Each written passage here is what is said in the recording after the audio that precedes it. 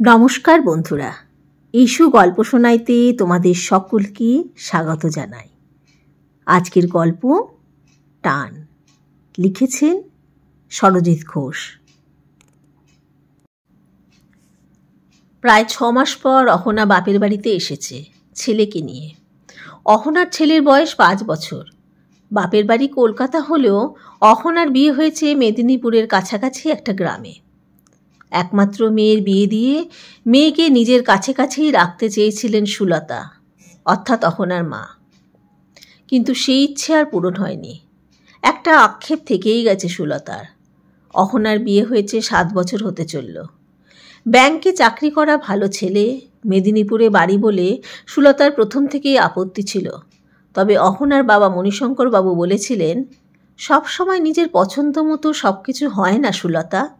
অপ্রতিম ছেলে হিসেবে তো খারাপ নয়। একজন ভালো পাত্র পেয়েছি, সে যেখানেই বাড়ি হোক না, সেটা দেখে আমাদের কাজ নেই। তাছাড়া মেদিনীপুর তো খুব দূরে না, কলকাতা থেকে 3.5 ঘন্টার রাস্তা মাত্র।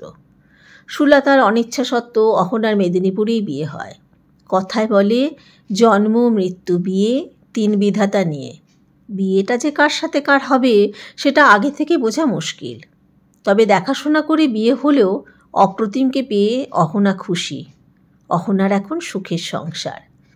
এদিকে ছেলেকে স্কুলে ভর্তি করার পর থেকে অহনার খুব একটা বাপের বাড়ি আসা হয় না।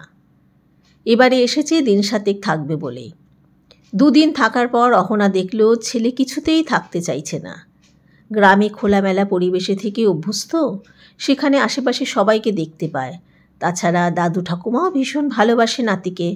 ছেলে থাকতে চাইছে না দেখে অহনাই মাকে বলল, আমি কাল পরশু করেই চলে যাব মা। দেখতে পাচ্ছ তো তোমার নাতি থাকতেই চাইছে না, ওর দাদুর জন্য নাকি মন কেমন করছে। অহনার মুখ থেকে এমন কথা শুনে সুলতা বলে উঠল, 2 দিন থাকতে না থাকতেই চলে যাবি? আমি তো আর তোকে আটকে রাখতে পারবো না।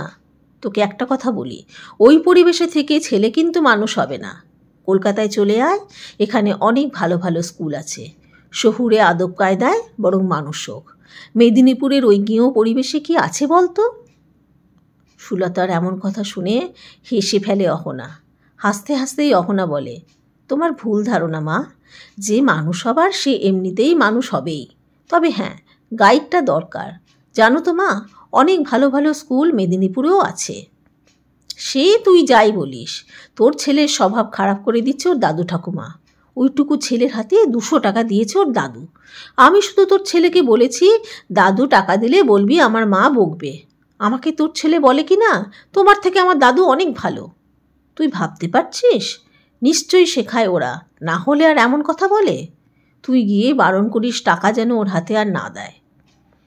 এই কথাগুলো ঠিক শুনতে ইচ্ছে করছিল না অহনার। কথাগুলো এড়িয়ে যাবার জন্য অহনা অন্য প্রসঙ্গে যেতে চাইলে সুলতা বলে বসল, যেটা বললাম সেটা শুনতে পেয়েছিস তো? নাকি তুইও মেদিনীপুরে থাকতে থাকতে ওদের মতোই গেঁয়ো ভূত হয়ে গেছিস? অহনা ভেবেছিল মায়ের এই ধরনের কথার উত্তর দেবেই না, কিন্তু চুপ করে থেকে সবটুকু আবার মেনে নেওয়াও যায় না। শেষমেশ অহনা মুখ খুলতে বাধ্যই হলো। অহনা বলে, এগুলো দরকার আছে মা? তুমি এটাকে স্বভাব খারাপ করে দেওয়া কেন বলছো? ওর প্রতি দাদু ঠাকুরমার ভালোবাসা এটা। ও এখানে আসছে বলেই ওর দাদু হাতে দিয়েছে। জানো মা, এই ভালোবাসাটা আমি সব সময় মিস করে গেছি। আমি যখন ছোট ছিলাম দেখতাম অনেকেরই দাদু ঠাকুমা 10 টাকা 5 টাকা হাতে দিত। আমার ভীষণ মন খারাপ হতো ওদের দেখে। আমার দাদু ঠাকুমা থেকেও আমি দাদু ঠাকুমার ভালোবাসা কখনো পাইনি, কারণ দাদু ঠাকুমা আমাদের কাছে থাকতো না। যদিও বা কোনো দিন আসতো, ঝগড়াঝাটি এমন হতো পরের দিন চলে যেত ওরা।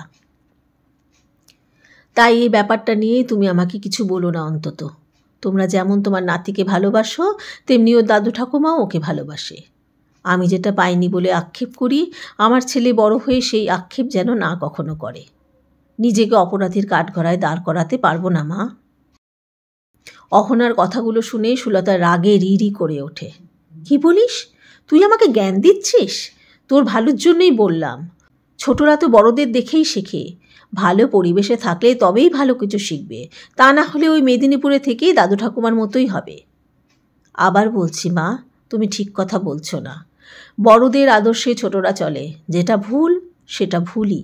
আমি তো কখনো দেখিনি আমার দাদু ঠাকুমা আমাদের কাছেই ছিল, বরং কাকিমাকে দেখেছি দাদু ঠাকুমাকে নিয়ে থাকতে। তোমাকে দেখে যদি শিখতাম তাহলে আমিও আলাদাই থাকতাম আজ। তাই বড়দের দেখে ছোটরা সবসময় শেখে না, যেটা ভালো সেটা অবশ্যই শিখবে। তবে হ্যাঁ, আমি চাই মেদিনীপুরের মাটি আমার ছেলের কাছে আদর্শ হোক। ওই মাটিই তো বিদ্যাসাগরের মাটি। জানো মা, মাঝে মধ্যেই আমার ছেলেকে আমাদের জমিতে নিয়ে যাই। ওকে বলি, তোমার 7 পুরুষ এই মাটি থেকেই সব কিছু করেছেন, ওনাদের চরণধুলি এই মাটিতেই আছে। তাই এই মাটিকে প্রণাম করো, ওনাদের আশীর্বাদ তোমার মাথায় থাকবে। মানুষ চলে গেলেও কোথাও না কোথাও তারা রয়ে যান, আর যে মাটিতে ওর বাবা বড় হয়েছে সেই মেদিনীপুরের মাটি হবে আমার ছেলের আদর্শ। মাটি কখনো মানুষকে ঠকায় না মা। নামের পাশে কয়েকটা ডিগ্রি থাকলে বড় মানুষও হয় না। তুমি আশীর্বাদ করো মেদিনীপুরের মাটিতে থেকেই ও যেন মানুষের মতো মানুষ হতে পারে। কেমন লাগলো গল্পটা? তোমাদের আমার গল্প পড়া যদি ভালো লেগে থাকে তাহলে আমার চ্যানেলটিকে সাবস্ক্রাইব করে আমার সাথে থেকো, পাশে থেকো। আজকের মতো তোমাদের বিদায় জানাচ্ছি। আবার কোনো দিন নতুন কোনো গল্প নিয়ে তোমাদের সামনে হাজির হব।